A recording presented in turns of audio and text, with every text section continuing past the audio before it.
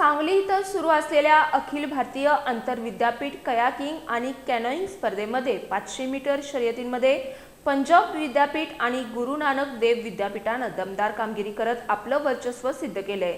देशभरातील विविध विद्यापीठांच्या खेळाडूंनी या स्पर्धेत उत्कृष्ट प्रदर्शन करत स्पर्धेला रंगत आणली आहे।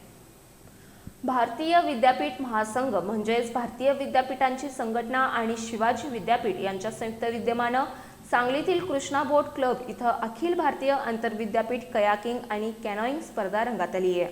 आज पार पडलेल्या 500 मीटर अंतराच्या अंतिम शर्यतीमध्ये चंदीगडचे पंजाब युनिव्हर्सिटी आणि अमृतसरचे गुरु नानक देव युनिव्हर्सिटी यांनी दमदार कामगिरी करत अनेक सुवर्ण पदकं पटकावत आपलं वर्चस्व प्रस्थापित केलं। देशभरातील विविध विद्यापीठांच्या खेळाडूंनी या स्पर्धेत वेग, ताकद आणि कौशल्याचं उत्कृष्ट दर्शन घडवलंय। प्रत्येक गटातील शर्यती अत्यंत चुरशीच्या ठरल्या। महाराष्ट्रातील सावित्रीबाई फुले पुणे विद्यापीठ, राष्ट्रसंत तुकडोजी महाराज नागपूर विद्यापीठ आणि यशवंतराव चव्हाण महाराष्ट्र मुक्त विद्यापीठ यांनी ही स्पर्धेत उल्लेखनीय कामगिरी नोंदवली।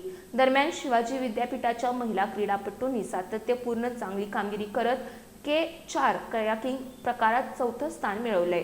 या स्पर्धेत चंदीगड विद्यापीठाच्या संघानं 1 मिनिट 55.53 सेकंद वेळेसह अव्वल स्थान पटकावलं, तर गुरु नानक देव विद्यापीठानं दुसरं आणि पंजाब विद्यापीठानं तिसरं स्थान मिळवलंय।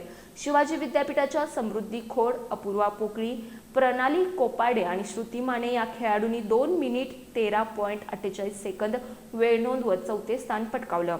एकूणच सांगलीतील या स्पर्धेत देशभरातील विद्यापीठांच्या खेळाडूंनी दमदार कामगिरी करत स्पर्धेला रंगत आणली आहे। पुढील शर्यतींकडे आता क्रीडा प्रेमींचं लक्ष लागलंय।